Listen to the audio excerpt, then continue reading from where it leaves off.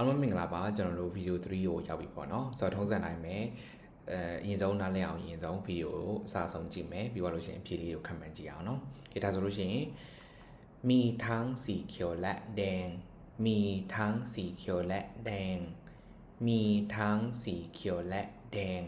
มีทั้งสีเขียวและแดงအဓိပ္ပာယ်လေးကတော့สีเขียวဆိုတာအစိမ်းရောင်แดงဆိုတော့အနီရောင်ပေါ့နော်ဆိုတော့သူက C ကိုအရှေ့မှာပုံထုတ်ထားတဲ့သဘောဆိုတော့ C ကျော်လက် C แดงလို့ပြောချင်လည်းရတယ်သူလိုမျိုး C ကိုအရှေ့မှာပုံထုတ်ထားပြီးတော့မတူတဲ့နှစ်ကိုလက်နဲ့ခံထားလို့ရှင်လည်းရတယ်ဆိုတော့အစိမ်းရောင်နဲ့အနီရောင်မီထန်းဆိုတော့ရောရှိပါတယ်ဆိုတော့မီထန်း C ကျော်လက်แดงဆိုတော့အစိမ်းရောင်ရောအနီရောင်ရောရှိပါတယ်อยู่ในกระเป๋าอยู่ในกระเป๋าในဆိုတာထဲမှာပေါ့နော်กระเป๋าဆိုတာအိတ်อยู่ในกระเป๋าအိတ်ထဲမှာနေပါတယ်ซื้อของsorry ใช้ซื้อของได้ใช้ซื้อของได้ใช้ตรงပါတယ်ซื้อของပစ္စည်းဝယ်တယ်ได้ရတယ်ဆိုတော့ကျွန်တော်တို့ ได้ကိုနောက်ဆုံးမှထားတယ်ဆိုလို့ရှိရင်လို့ရတယ်နိုင်တယ်တက်တယ်ဆိုတဲ့အဓိပ္ပာယ်ဒီမှာသုံးလို့ရတယ်အဲ့တော့ใช้ซื้อของได้ใช้ဆိုတာသုံးတယ်ซื้อของပစ္စည်းဝယ်တယ်ได้ရတယ်ဆိုတော့ပစ္စည်းဝယ်ဖို့အတွက်သုံးလို့ရတယ်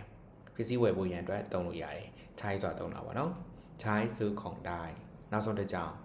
ทุกคนอยากมีเยอะๆทุกคนอยากมีเยอะๆทุกคนအားလုံးကလူတိုင်းကอยากมี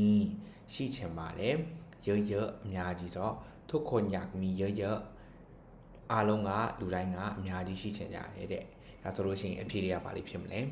comment မှာရေးခဲ့ပြပါအောင်เนาะขอบคุณครับ